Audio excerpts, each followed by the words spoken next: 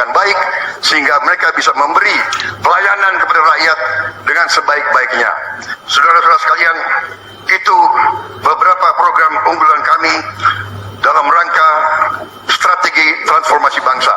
Kita tidak hanya sekedar mau pembangunan, kita mau transformasi bangsa kita di atas landasan ekonomi yang sudah dibangun oleh Presiden Joko Widodo dan presiden-presiden sebelumnya. Saudara-saudara sekalian, demikian pemikiran kami. Kami yakin kami akan melaksanakan itu dan kami akan mencapai Indonesia Emas 2045. Terima kasih. Wassalamualaikum warahmatullahi wabarakatuh. Yang ketujuh, penaikan gaji aparatur sipil negara, terutama guru, dosen, tenaga kesehatan, dan penyuluh, serta Tentara Nasional Indonesia, Kepolisian Republik Indonesia secara bertahap. Sehingga selanjutnya Bapak Ibu Menteri, jatahnya kami kurangi tinggal 5 menit. 5 kali 6, 30 menit, karena selanjutnya ada sebagian dari kita perlu berangkat ke IKN.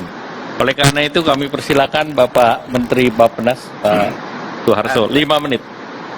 5 menit.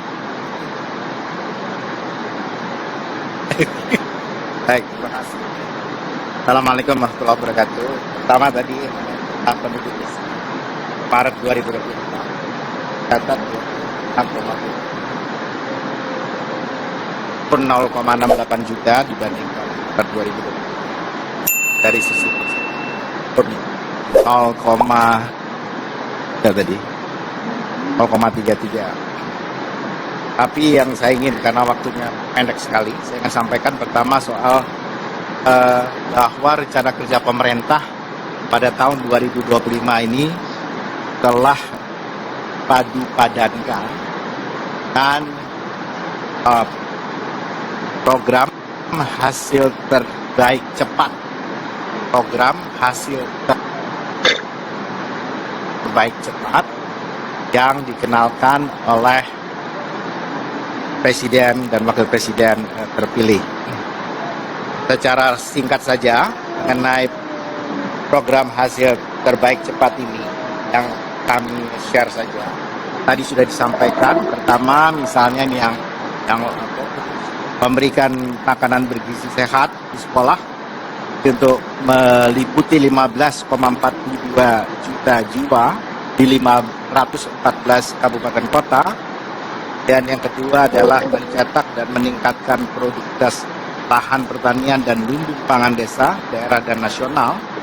Dan ini adalah luas intervensi indeks pertanaman 50 sampai 80 ribu hektar, dan luas cetak sawah ekstensifikasi sawah baru 250, yang indikasi lokasinya dari Papua Selatan, Sumsel, Kalteng, Kaltara, NTT, dan Lampung. Kemudian menyelenggarakan pemeriksaan kesehatan gratis, menuntaskan kasus TBC dengan sasaran penurunan TB menjadi 272 per 100. Membangun rumah sakit lengkap berkualitas di kabupaten kota. Yang keempat adalah membangun 4 sekolah SMA unggulan di IKN, NTT, Sulut, dan Maluku Utara. Memperbaiki sekolah-sekolah yang perlu renovasi sebanyak kurang lebih 90.000 ruang kelas.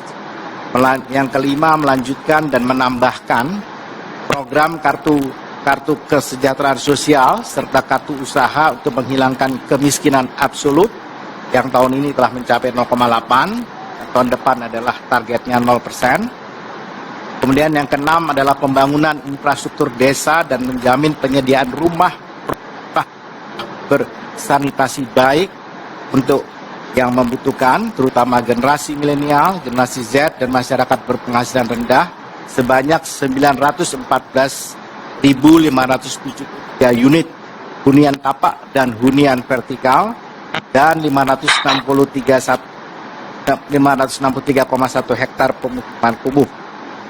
Taskan. Yang ketujuh, penaikan gaji aparatur sipil negara, terutama guru, dosen, tenaga kesehatan, dan penyuluh, serta Tentara Nasional Indonesia, Kepolisian Republik Indonesia secara bertahap. Dan yang ke-8 adalah mengoptimalisasikan penerimaan negara. Saya kira secara ringkas itu yang saya ingin sampaikan. Terima kasih. Assalamualaikum warahmatullahi wabarakatuh. Terima kasih Pak Menteri Bappenas, silakan meninggal. Selamat sore Bapak Ibu Menteri semuanya. Saya Givari dari Kumparan. Ada beberapa pertanyaan nih Pak.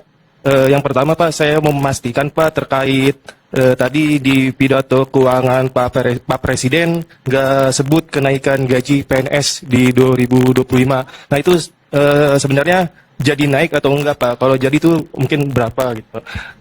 Terima kasih. Semuanya diborong ke Ibu Menteri Keuangan. Ada pertanyaan berulang. Jadi mungkin udah cukup ini. Silakan Bu Menteri Keuangan. Baik, tadi sudah disampaikan ini adalah APBN transisi. Dan sebagian dari transisi itu nature-nya ada yang sudah spesifik dari sisi angka, ada yang belum spesifik angkanya untuk program-program baru terutama, atau program lama yang akan diteruskan. Jadi seperti yang tadi saya sampaikan di dalam presentasi bahwa APBN ini tadi belanja KL termasuk tadi dari Kementerian Pertanian yang menyampaikan atau Menteri PUPR, kok anggaran saya masih kecil gitu. Karena sebagian cukup signifikan itu masih di-retain nanti Presiden-elect yang akan nentuin. Gitu ya. Jadi kalau tadi Pak Menteri PUPR atau Menteri Pertanian mengatakan memang penting dan memang itu penting disampaikan oleh Presiden-elect. Namun nanti format untuk berapa Kementerian Pertanian akan ditambahkan anggaran untuk program tadi yang disampaikan yang itu memang menjadi prioritas seperti pencetakan sawah maupun berbagai masalah pengairan. Itu nanti akan ditetapkan oleh Presiden-elect. Mungkin saya mengingatkan sekali lagi siklusnya ya. Kita sampaikan ke DPR dan DPR sudah tahu bahwa ini adalah baseline APBN. Kita akan bahas sebagian nanti di dalam pembahasan KL-KL ini kan oleh menteri saat ini. Tapi nanti kan Bapak Presiden-elect kan punya kabinet baru. Dan oleh karena itu saya akan sampaikan pembahasan dengan DPR yang nanti sampai dengan akhir September akan mengetok APBN-nya, menyetujui, tapi kemudian Presiden baru dengan kabinet baru akan kemudian melihat program itu. Dan dipa-dipanya mungkin akan disampaikan termasuk apakah ada dipa yang memang akan spesifik dipindahkan tadi dari belanjanya pemerintah pusat yang ada di non-KL ke katakanlah Menteri Pertanian, Menteri PUPR, atau Menteri Kesehatan, atau Menteri Pendidikan. Jadi saya mohon teman-teman wartawan untuk postur APBN ini menggambarkan amplop besarnya. Tapi beberapa spesifik memang mohon maaf belum bisa dispesifikkan karena ada kan nanti memberikan kepada pemerintahan baru mengenai bagaimana nanti format kabinetnya, siapa yang akan in charge untuk program apa.